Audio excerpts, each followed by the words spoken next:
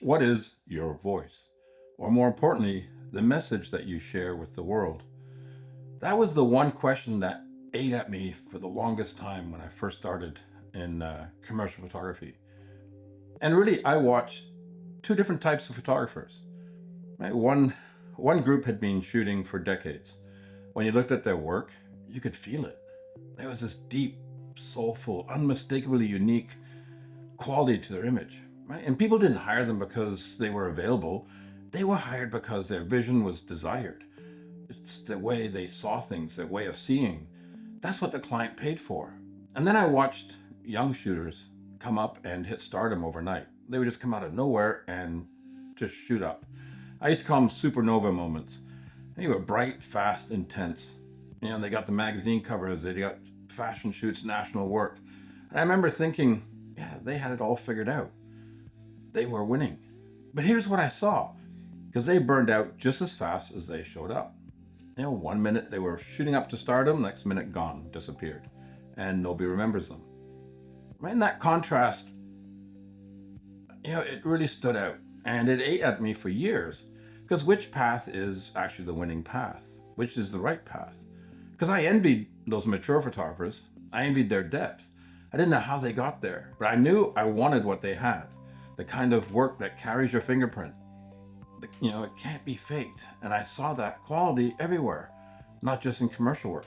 Okay, I remember a photographer from Montreal, and he didn't shoot weddings in the traditional sense. He did it in black and white, very artistic, and he was a fashion shooter, a very well-known fashion shooter, and he brought that fashion approach to weddings. So when you hired him to do your wedding, he did it in his style, period. There was no compromise. You didn't get a wedding photographer who adapted to whatever you wanted. You got his vision applied to your moment. End of story. And I remember one shot. Yeah, it was one of the bride in black and white, and it was amazing because as a wedding shot, it was fashion forward, and that's when I realized, yeah, he's not a wedding photographer at all. He's an artist and a fashion shooter, and he didn't bend. He didn't soften his vision to make you comfortable. He just applied himself to your moment. And that's when I understood what it means to hire someone for their voice. Right? You're not hiring them for the wedding. You're hiring them for who they are, for them. And that became my obsession. That's what I wanted to be known for. How do you get to that depth, that soul, that quality in your images, right? So I didn't want to be a generic shooter. I wanted to be someone with a voice so clear, so specific that that work was unmistakably mine. But the other thing I saw was those supernovas, and I never really admired them. It's just like, oh, there's another one, another flash, another disappearance. And the difference was, I really think, came down to time. The photographers I actually respected had put in the time, real time, and that time had changed them. It had created something that really couldn't be faked or rushed or bought. And that's what I needed to figure out. How do you build that? How do you actually get to that point? How do you get there? So it really wasn't until I put the time in, right? There's that saying, do something 10,000 times and you become really good at it, or as good as you did it 10,000 times. And that's the brutal honesty of it. I remember when my son wanted to play hockey. I'd actually set up acrylic ice in the backyard. We had a 12 by 20 foot area space of acrylic ice that you could skate on all year. And I literally made him do 300 shots every day with the puck. And it had to be just as if you were on the ice. And every single shot I coached him on. Every single shot he had to snap his hips through it with the same accuracy, the same power. And there were days, as an 8-year-old, he didn't want to do it. But when you get to the 10,000 shots, you now have a shot that is, in some respects, powerful. It stood out from all the rest of the people his age group.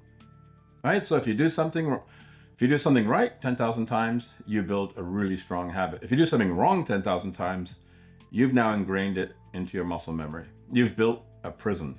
The practice, or more so the how, is critical. The repetition has to be intentional. Now, coming back to the photography, I was always intimidated by the people who had that maturity to their work, that sense of wholeness. And I kept thinking, how did they get there? What did they do that I'm not doing? Now, here's the part where it really came together and came home for me, because I was working on a catalog for, I believe it was Eaton's, and the art director decided that ecru was a good color for a background. So we were literally shooting a whole catalog where the entire background color was ecru, nothing but ecru. So shot after shot, product on off-white, product more off-white. And there's nothing soul nourishing about that. It's not creativity, it's execution, it's consistency, repeatability, which has an important role. It pays the bills, it keeps the lights on, but it doesn't feed you. I was getting hollowed out and I could feel it. So I started asking, what if there's another way? What if I could do something on my own terms? So I started pushing to do more of sort of experimentation of my own, trying to build my own voice in photography. And a few of us were given permission to go in on Sundays on our day off when the studio was closed and it was empty and quiet. So there was no interruptions, no clients, no deadlines, and it would just be a handful of us and whatever we wanted to work on. And I would plan over the whole week. I would do a prop run, I'd find things I wanted to shoot, and I'd get everything set for a Sunday. Now, we couldn't get film processed, but that was fine. You just did all the shooting, you set up whatever you wanted, and the only thing is you had to tear it down before Monday morning. And then once you came in Monday, you'd run the film, and if everything was good, you'd learn from it, and you'd keep going. But here's the thing. It was 100% self-exploration. It wasn't client work or for anyone else. It was for me, on my own dime, on my own time. That was the difference, and that fed my soul versus what paid the rent. It's a huge difference in experience, right? One builds you, the other sustains you. You need both. And I was going in on Sundays to experiment, to set up shots purely for my own growth, emulating photographers I admired. It'd give me the opportunity to do things I couldn't do during the week, to explore and ask, really myself, questions that clients never asked, to fail without consequence. That's the work that nobody sees. That's where voice actually comes from. Not from client work or from pleasing someone else, from the work you do when nobody's watching. So the really interesting question is creativity and your voice, is it built or is it born? Right? And I would always say it's built, and I still believe to this day that it's built. It becomes a habit, a work ethic. And that's the good news. In my opinion, nobody's born a master of anything.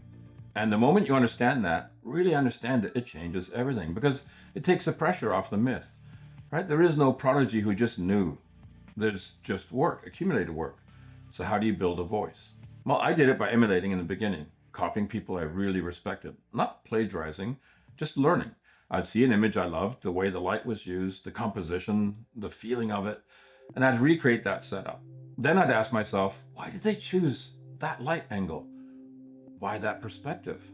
And by reproducing it, I was actually discovering their lighting approach and composition and style.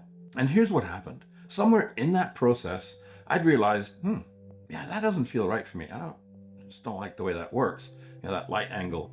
But this feels natural. I really love how this plays out. This feels like how I'd approach it. Now, here's the key thing. Even though you're copying somebody's work, you bring yourself to it. You can't help it. You bring your own perspective, your own way of looking at it. So it's never identical. You're not creating a mirror image. You're creating it through your own lens, literally and figuratively. But by trying all these different things, the things you really like start to stick. The rest, you just let it slide. You let it go. And over time, and this is important, there is no shortcut. It doesn't happen overnight. But over time, you build an approach that's unique to you. In my case, it was my lighting. I loved lighting hot.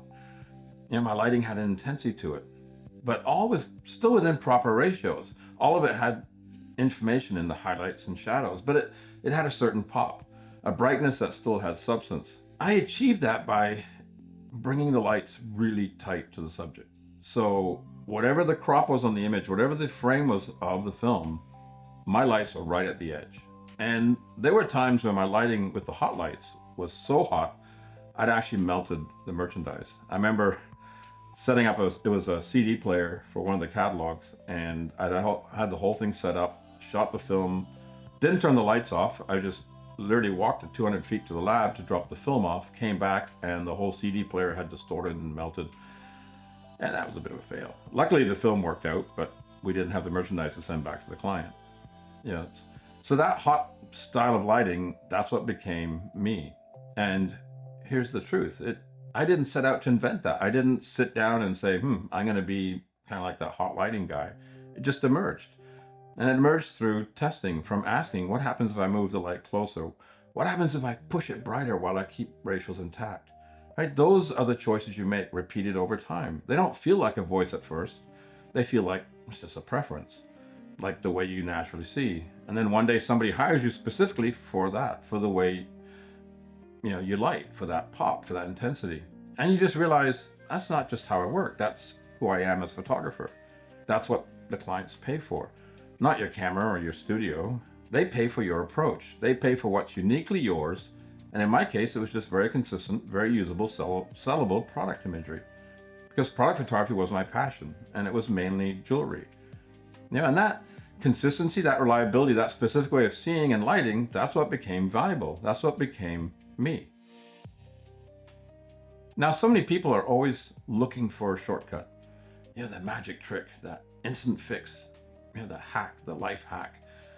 And it doesn't exist. Not in personal growth, not in photography, not in sports, not anywhere. So how does one become a master of something? Well, by doing. If you want to really get good, you do it more than everybody else. And you commit to yourself. You stay consistent, even when it hurts. I lived through this in 1990. The commercial photography market in Toronto, the whole advertising editorial market went to illustration, to artwork. It all transitioned into graphics overnight. Everything became art. Photography shrank to a very small market. It was frustrating. It was weird and very frustrating. And that lasted almost 2 years. And that was tough. Like, I had a large studio, overhead, equipment leasing, rent, bills that didn't stop coming, and work dried up almost completely. I watched other photographers bail. I watched people walk away from the profession. But I had bills to pay. The lights still had to stay on. And most importantly, I loved shooting. So here's what I did. I just kept testing. I kept growing. Where the market said you're done, I just kept showing up. And that's the gutter. That's not inspiration or passion. That's just survival. Right? And when you pair that with a refusal to quit, that's when you discover if you're actually committed or if you're just chasing a feeling. I never saw quitting as an option. When things get tough, well, that's when the real transformation happens. That's when the pressure doesn't break you. It forges you. Every diamond is just a lump of coal under pressure turned into a diamond. It's just how density works. You apply pressure long enough, you get something that can't be broken. And that applies to everything, not just photography, any craft, any career, any voice. The pressure is the price. The pressure is where the voice gets forged. Now here's what I've realized. The moment I understood my voice didn't depend on gear, because I've watched the entire medium transform, right? I've watched film. I've gone through the transition from film to digital. And yeah, everything changed. And yet the fundamental challenge is absolutely identical. Now, I think the really cool thing is how much everything has changed from when I started, and yet nothing has changed. Right? When I shot in commercial studios, most of what I shot was 810, E6 transparency film. We shot Ektachrome. The image quality, yeah, it was great. It was massive. The detail was massive. Medium format was shot for anything with fashion, because logistically you could, but shooting 4:5 for fashion was a royal pain. It was ridiculous. Yet today, all that aside, the medium's changed. We no longer shoot film. The film's replaced with a digital sensor. And those sensors now, in my opinion, many of them exceed 8x10 film. So nothing in that sense has changed, just the medium. But figuring out how to express who you are through your imagery, that's still as relevant today as it was 40 years ago. It's still the same question, right? How do you define yourself? How do you separate yourself in a commercial world from all the other people? How do you stand out in all that noise? That's always been the question. That's always been the challenge. You have to first know yourself.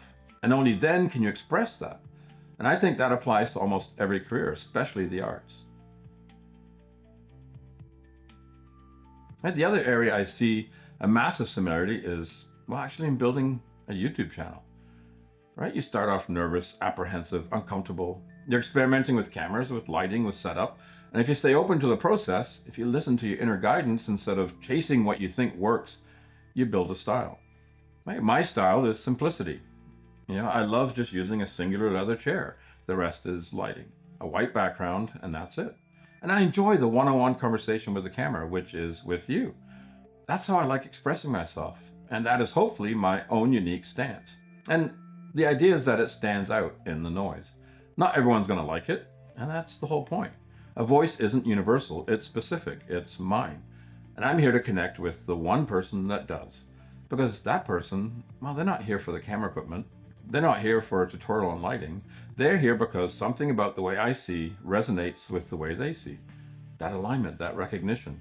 That's what a voice is. That's what it's always been. It's not about the camera. It's not about the studio. It's not about anything except who you are and whether you have the courage to express that consistently. Even when nobody's watching, especially when nobody's watching.